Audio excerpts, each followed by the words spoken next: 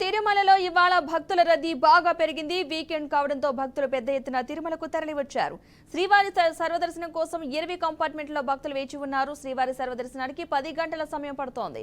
ఇక శుక్రవారం 62,880 మంది భక్తులు స్వామివారిని దర్శించుకుని మొక్కులు చెల్లించుకున్నారు. నిన్న శ్రీవారి హుండీ ఆదాయం 3,03,00,000 రూపాయలు వచ్చినట్లుగా తిరుమల తిరుపతి దేవస్థానం వెల్లడించింది.